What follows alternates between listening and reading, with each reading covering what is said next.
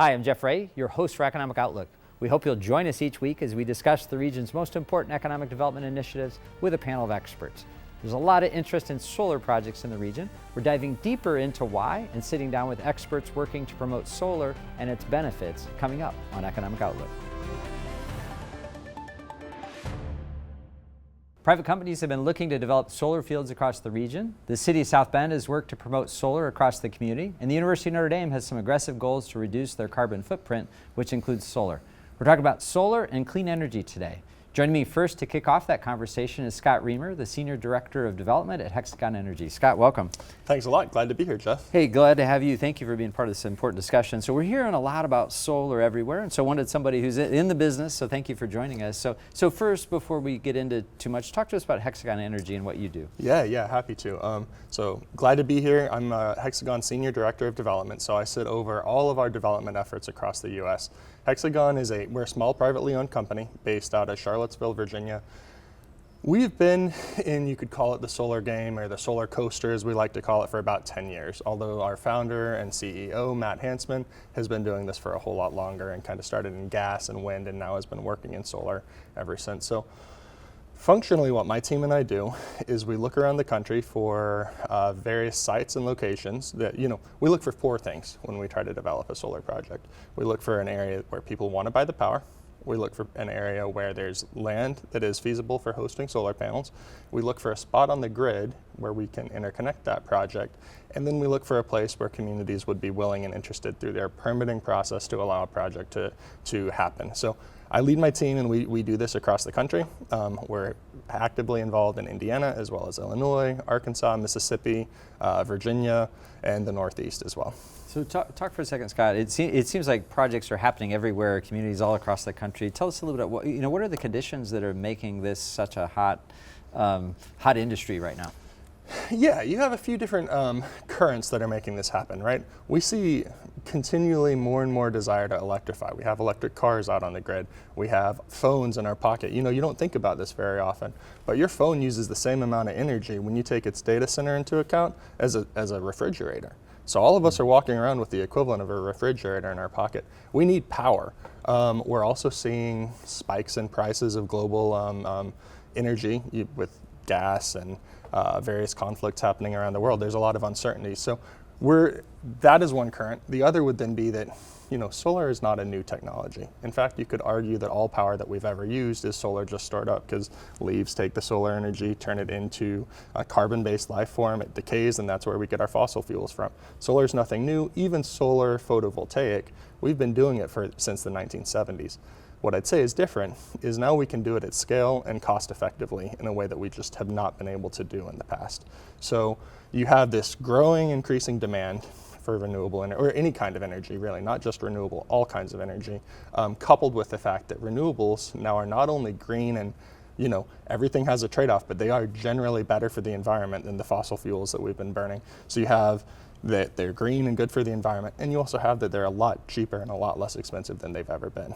And so all of those created together creates a perfect storm, what I'd call a perfect opportunity for a chance to start working on these and bringing renewables onto the grid. Yeah, so Scott, when I think about our area, everybody used to say we have this big permacloud that comes in over the winter and we don't see any sun from about November till March, but is an area like ours still viable for something like solar? Absolutely. Yep, the grass is growing out there. That means it's getting the sunlight. The solar panels can do the same thing. They'll be able to take that light. You'll get more or less depending on the different day. That's part of the game that we're going through to balance the grid, to make sure that every project that connects to the grid supports the grid as it's needed. And so here you have the lake effect, the permacloud that you're referencing. Still, you get plenty of sunlight to be able to really put meaningful power onto the grid locally. Right, so Scott, as we get into our last 2 minutes here a little bit, just talk about generally the development of it, because as I've been with you and others who are talking about this, obviously you need large tracts of land, you're trying to be sensitive to neighbors, all this stuff. Talk about some of the best practices in developing solar fields around the area. Yeah, it's interesting, because as I mentioned, a lot of this is happening in real time. We're learning lessons on the ground. Some of the best practices, and I think St. Joe has done done overall a good job of incorporating some of these are setbacks from community members that don't want panels too near to their house. One of the key would be decommissioning bonds that get posted with the county before any project gets built, that the county has cash on hand, that if something were to happen and a company goes belly up, there's cash on hand to remove those panels and make sure the ground goes back to what it was originally. Engagement with community, conversations with folks around the community is key and important, and I think we're learning lessons all the time about how to do a better job of communicating and really helping to make the case for how to say this. There are a lot of rumors about harms and damages that come from renewable energy. They're generally just not true. There are specific questions that can come up and ways to address it around stormwater and runoff and that kind of issue. We have answers for how to deal with that. If I was as worried about some of what I'll call the myths and rumors, you could call it misinformation, but you see where some things came from. If I truly believed these things posed as much of a risk as it's said that they do, I would be very worried about them too. But I'm happy to say they're very safe. Right. He's Scott Reamer from Hexagon Energy. Scott, thank you for joining us today. Pleasure to be here. We'll be right back.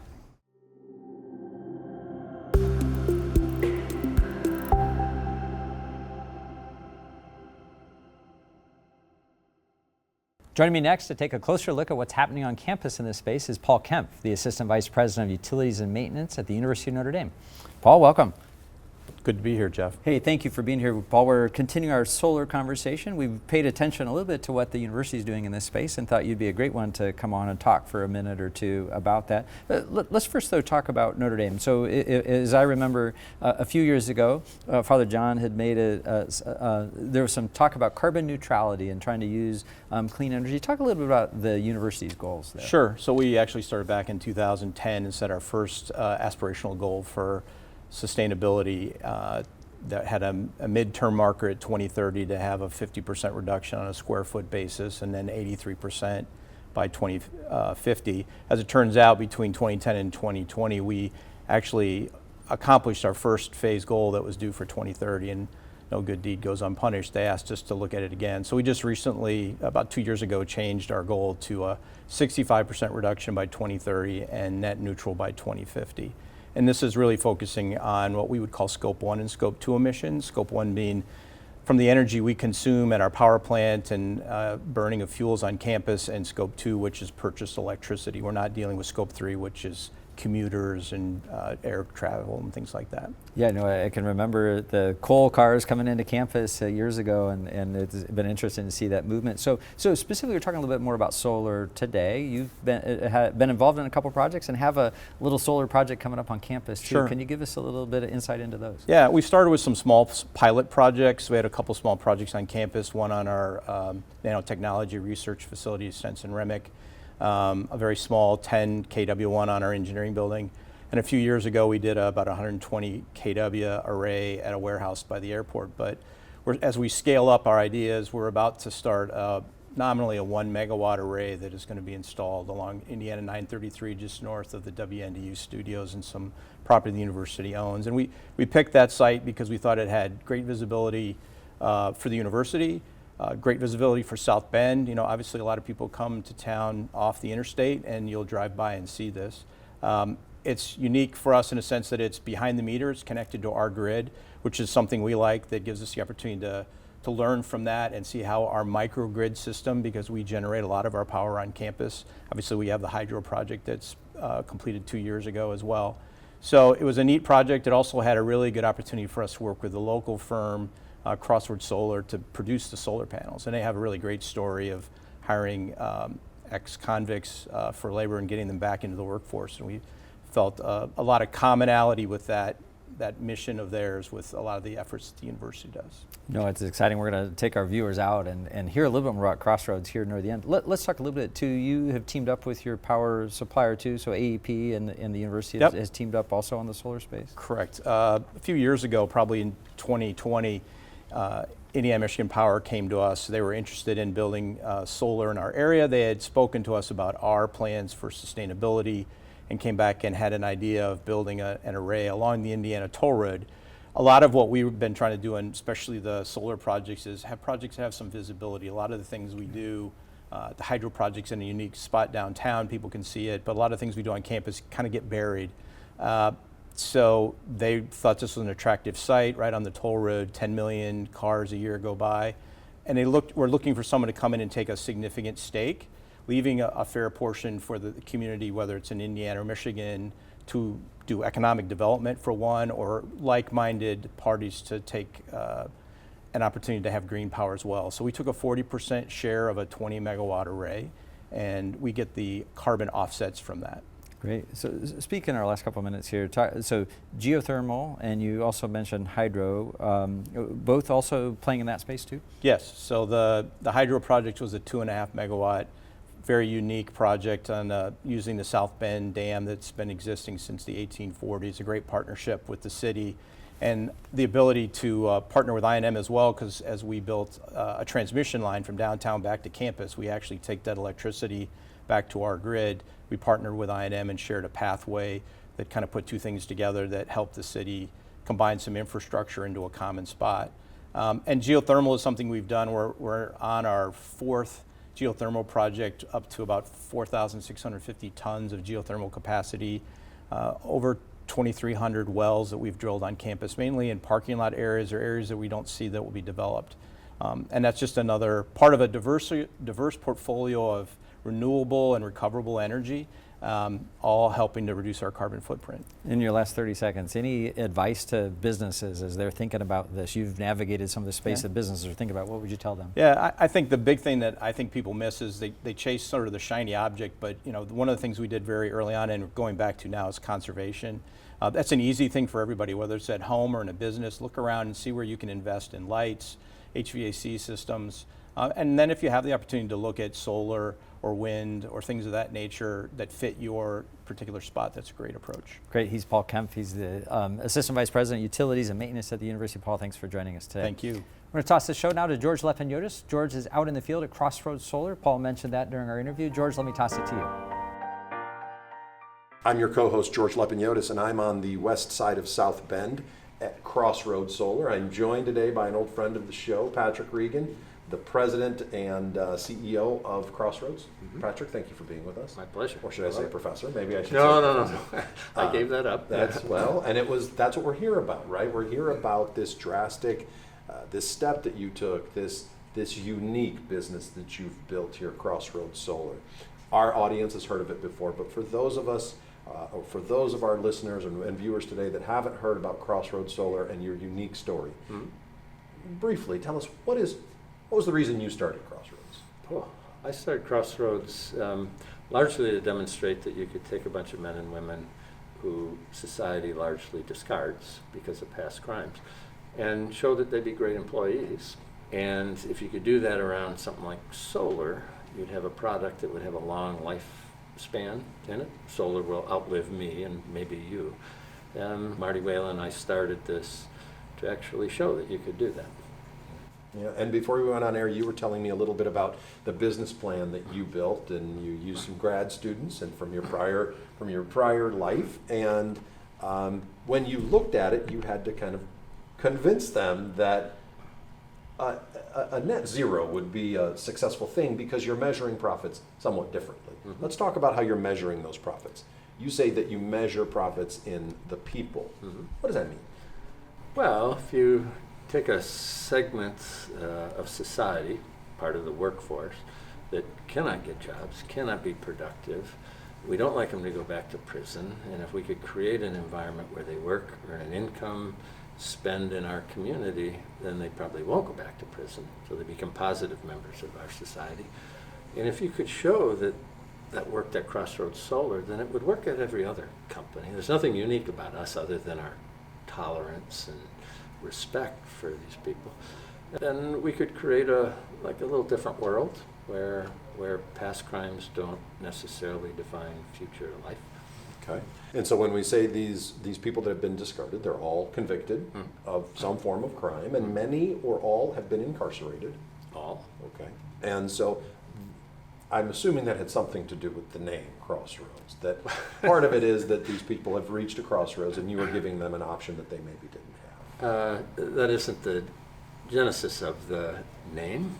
It came from a friend in New York who called me up. He was listening to Eric Clapton's Crossroad. Oh, I got And you. he said, All right. "That's the name, Pat." Yeah, All right. but it does fit the story. Sure. It does Yeah. fit the story. Yeah. All right, so you have a social mission, and that's part of why you were founded. And I know that in our last episode that we did at your previous facility, that was your first facility, and you have a good problem, right? You outgrew that facility. Yeah. And so we are standing here in your new facility, and we just did a tour. It's approximately 50,000 I square think feet. about 50,000.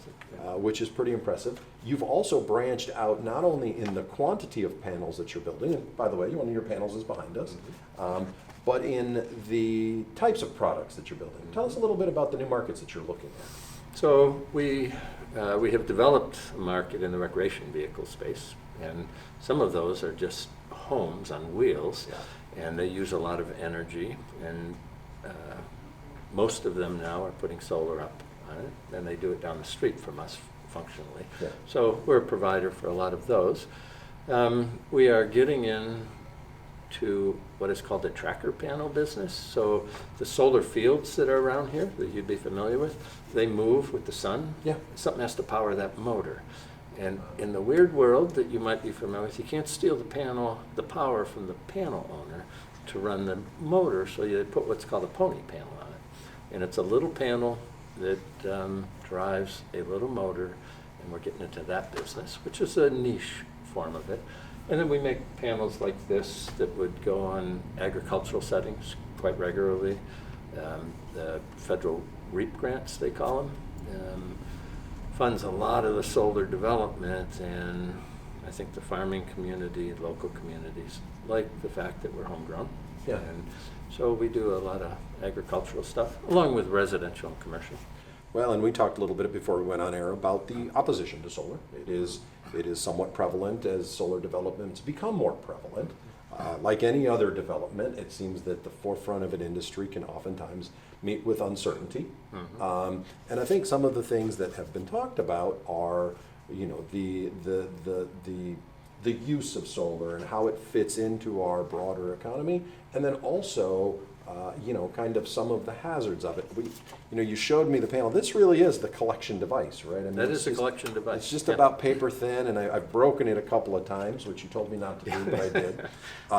But it is simply this device encased in some protective glass and membranes that help keep it weatherproof. That's correct. And, Yep. tell me, is there anything about this panel as it sits here right now that we should be afraid of?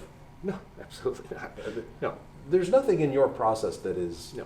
toxic. No, nothing in the process, and there are companies that, at the end of their useful lifespan, recycle the whole thing. All right. So, And then we also talked a little bit about the homegrown nature of these. You said that earlier. I think you said, was it 65 or 70% of your materials are here based in the United States? of the components. Of the components in the Yeah. panel? So if you took the cell as one component, the glass as a component, Yeah. pretty close to 70%. That's awesome. So I got to ask, Hmm. what's next? Where are you going? Pat Regan or Crossroads Solar? Well, let's talk Yeah. about Crossroads Solar. Crossroads Solar. Crossroads Solar is on the cusp, and these are decisions that we have to make, and they have to fit the mission, but they also have to fit the demand, the Yeah. need for all this. We could grow 10 times tomorrow. Yeah. And it requires generating space utilization that would use all of what you saw out there. And we have a potential investor who'd like to give us the equipment to That's awesome. grow by 10 times. Well, Pat, thank you very much. We appreciate the tour. We appreciate the time. I know you're busy, as our viewers will see. So thanks to you for watching today and for learning more about Crossroads Solar, its mission, and how it's using a modern technology to revolutionize people's lives. George, thank you. Appreciate a great story out there. Finally, joining me next for some additional community perspective on the topic is Alex Bazan, the Director of Sustainability at the City of South Bend. Alex, welcome. Thank you for having me. Alex, we're great to have you. The City of South Bend is doing a lot of great work in sustainability. Just talk to us high level first, what the Department of Sustainability does with the city. Yeah, so I'm part of the Office of Sustainability. Our mission is to mobilize the community to address the climate emergency. We do that 3 different ways: illuminate ways to reduce pollution and adapt to a changing environment, collaborate with the community, and design, develop, and deliver climate solutions. Great. We appreciate the good work you're doing there. Our focus really today is on solar energy, and we have some perspective, like from the university, from a developer of solar. We've been out to Crossroads Solar, but the city's been doing a lot of work in this space too. Talk to us a little bit about your office's work in the solar space. Well, we do a variety of work in solar. One of our key programs within our office is the EASY program. EASY stands for the Energy Assistance Solar Savings Initiative. It supports nonprofits and businesses to complete energy efficiency and solar projects. Through the EASY program, we've helped a number of nonprofits and businesses do solar projects, at least 12 projects as of today, with a capacity to produce as much as 700 kilowatts of electricity. But we also help provide assistance and guidance for residents who are interested in solar. We have a Go Solar page on the city website that provides assistance and guidance on what that looks like and the steps that are needed to take solar. Our office is always there to provide guidance and support, whether you're part of the EASY program or not, whether you're a business, nonprofit, or resident who's interested in solar. We're there to help answer questions and to help folks through that process. I think communities sometimes don't have the reputation of being so friendly to solar. But South Bend's worked hard to be solar friendly. Talk about some steps maybe that the city's taken to help be more solar friendly. Yeah, so we are a solar friendly community. We have a certification for that. I believe it's a gold certification. So that makes it easier for contractors that are working on different solar projects to go through the paperwork that is required by the city. So it's a much more easier process than in other communities where perhaps that permitting process isn't in place. So that's one of the things. Our office, of course, is an advocate for solar, for energy efficiency, for renewable energy. So is our department as a whole, as well as our leadership, which also provides the environment for us to offer programs such as EASY and other assistance to community members. So the resources that we have in place allow for nonprofits, businesses, residents to be able to install solar at what we think is a much easier path than communities that don't have that structure in place. Yeah, talk about residents for a second. We touched on kind of the business nonprofit side. Are residents embracing this, or are we starting to see those happen in neighborhoods, solar happen in residential neighborhoods as well? Absolutely, yes. We have a number of solar installs that happen within the neighborhoods. I believe since the past 2 years, we've seen over 2 megawatts of solar energy production. That's through our permitting process. So we know that there's a number of solar projects that have popped up across the city, those being mainly from the residential space. So that's really great to see. Of course, the commercial and business space plays a significant role in that as well. But yes, residents are installing solar. There are a number of incentives that are available through the Inflation Reduction Act that also make it easier for folks that want to install solar. And so that makes it an much more enticing offer for folks who are looking to reduce their energy consumption and are looking for a quick return on investment. The incentive through the IRA, the Inflation Reduction Act, makes that a much easier sell.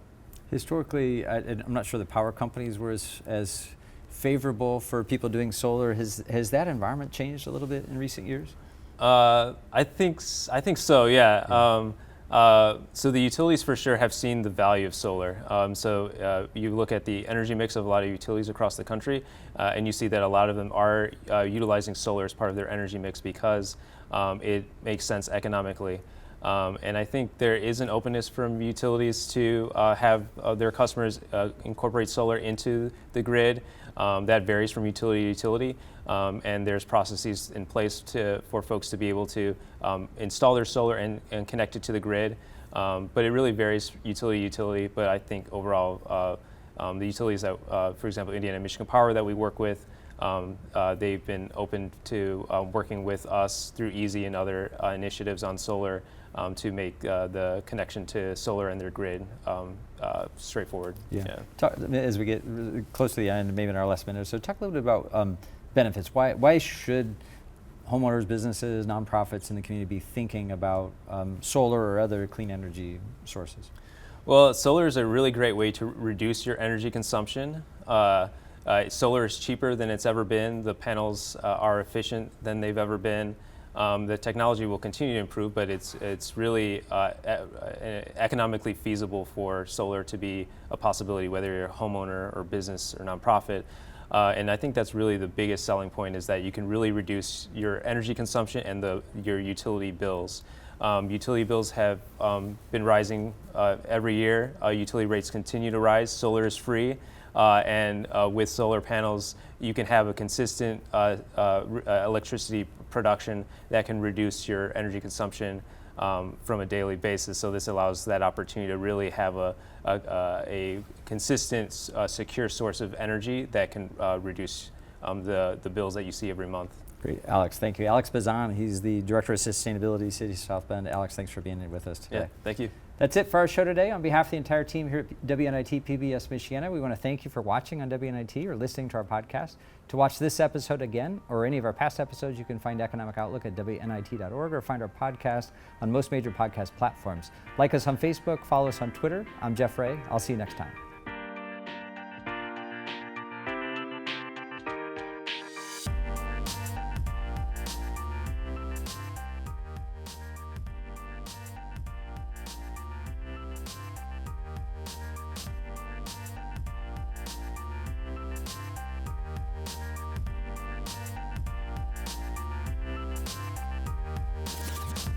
This WNIT local production has been made possible in part by viewers like you. Thank you.